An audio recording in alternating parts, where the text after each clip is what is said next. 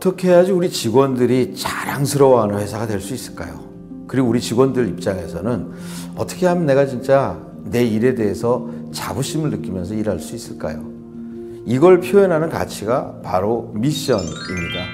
기업의 존재 목적, 그리고 직원들의 일의 의미, 이런 건데요. 우리 공무원들이 있지 않습니까? 우리나라에 160만 명의 공무원이 있는데 그 많은 공무원들 중에 야, 그래도 이 사람들한테는 좀 급여도 좀 많이 주고 대우도 좀 잘해줬으면 좋겠다 하는 분들이 어떤 분들이 있습니까? 그렇죠. 소방관이죠. 정말 국민의 안전 그리고 그들의 생명을 위해서 애를 많이 쓰시잖아요. 그분들은요, 바로 내 가족을 구한다는 사명감을 가지고 불 속에 뛰어듭니다. 그리고 생명을 구해내고요. 그리고 그분들이 하는 일이 생명을 살린다는 자부심을 가지고 있습니다. 바로 사명감과 자부심을 가지고 일을 하시기 때문에 국가직도 전환해주고 급여도 많이 주셨으면 좋겠다라고 생각하는 거죠. 바로 저는 자기가 하는 일에 대해서 가치 있고 중요하게 생각하는 것, 그게 굉장히 중요한 요소라고 생각합니다. 제가 한번 사례를 한번 들어볼까요? 이런 미션을 가진 회사가 있습니다. 우리는 폐자원을 재창조하여 자원의 유한성을 극복하고 산업의 꽃으로 승화시켜 깨끗한 환경과 인류의 행복한 삶에 기여한다. 폐자원, 산업의 꽃, 깨끗한 환경과 인류의 행복한 삶. 어떤 회사일까요? 예, 고물상입니다. 고물상의 미션입니다.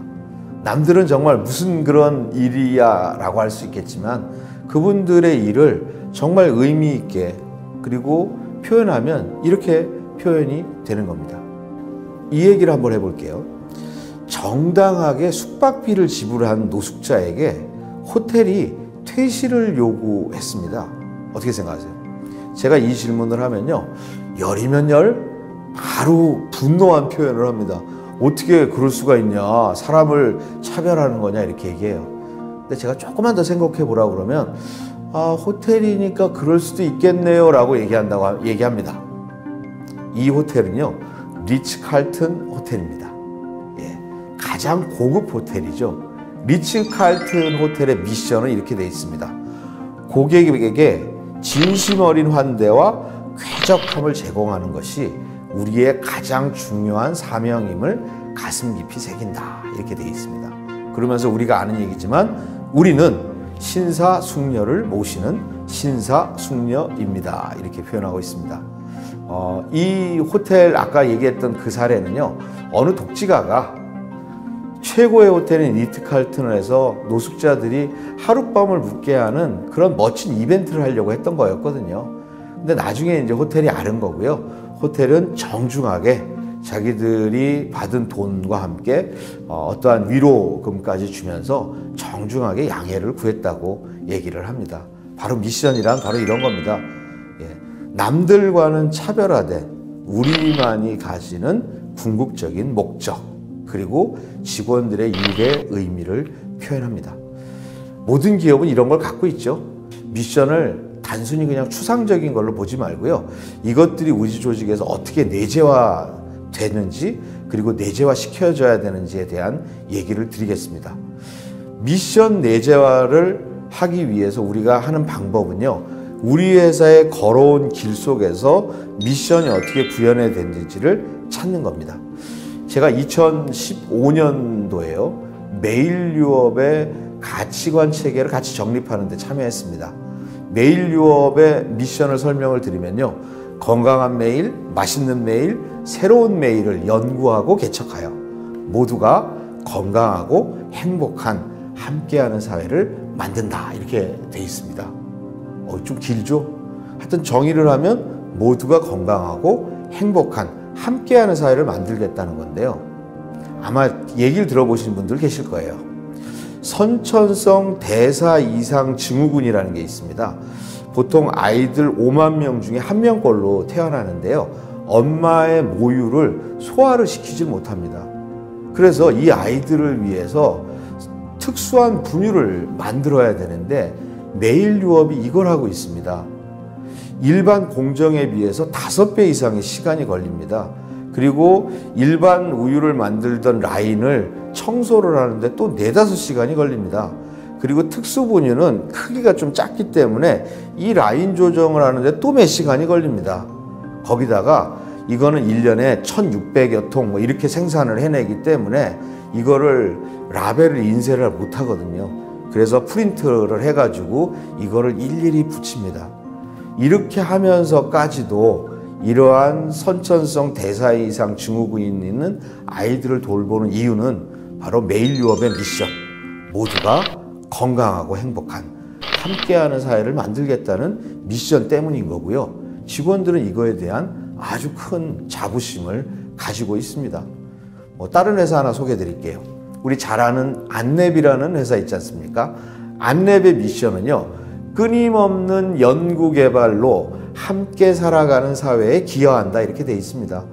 안랩은 1988년도에 V3 백신을 세계 최초로 개발을 합니다. 그리고 이거를 무료로 배포를 했죠. 그리고 1995년도에 지금은 정치인이 된 창업자가 안랩을 창업합니다. 그리고 한 2~3년 지났는데요, 회사가 경영난에 시달리게 된 거예요. 돈이 바닥이 나서 직원들 월급도 잘 주기 어려웠던 겁니다. 그때 미국의 백신 회사인 메가피라는 회사가 현금 100억을 주겠다고 제안을 했어요. 지금 20여 년 전에 100억이면 굉장히 큰 돈이지 않습니까? 그리고 또 사업해본 분들은 그런 얘기 하는데 막상 해보니까 되게 힘들거든요.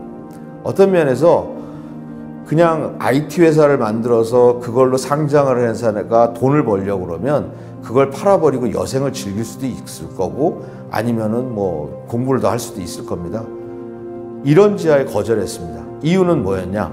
바로 메가피는요, 백신이 없어서 이 회사를 인수하려는 게 아니라 한국이 자국 백신을 가지지 못하게 하려는 거였거든요.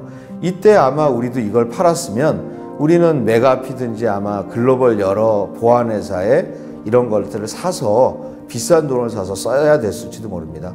안랩은 거절을 했거든요. 그 이유는 뭐냐? 안랩의 미션, 함께 살아가는 사회에 기여한다 라고 하는 미션 때문이었습니다. 마지막으로 한 개에서만 더 얘기할게요. 광동제약이라고 있죠. 광동제약 하면 뭐가 떠오르십니까? 비타500 이렇게 떠오르는데요. 광동제약의 미션은 우리는 새로운 가치를 창출하여 고객의 건강한 삶에 기여한다 이렇게 돼 있습니다. 광동제약 역사가 50년이 넘습니다. 1963년에 만들어졌으니까요. 우리가 떠오르는 게 뭐가 있습니까? 우황청심원, 그 다음에 쌍화탕, 뭐 경옥고 이런 것들, 한방의학들 있죠. 이런 것들을 만들었고요. 비타500, 옥수수 수염차, 헛개차 이런 거 만들었는데요. 바로 뭐냐? 바로 한방의 새로운 가치를 창출해서 사람들이 쉽게 한방을 섭취해서 건강을 회복할 수 있게 하는 거. 비타500 같은 경우도 마찬가지로 한 병의 음료를 통해서 부족한 비타민을 채울 수 있는 거. 그 다음에 사람들이 아주 자극적인 카페인이나 이런 음료가 아니라 순수한 우리 옥수수 수염으로 만든 음료를 먹음으로써 건강하게 살 수 있는 이런 거. 바로 이런 것들이 바로 우리의 미션을 실현해왔던 과정들을 보여주는 사례라고 할 수 있겠습니다. 제가 이번 시간에는 미션에 대한 의미, 그리고 그 미션을 내재화하는 방법에 대해서 소개해 드렸고요.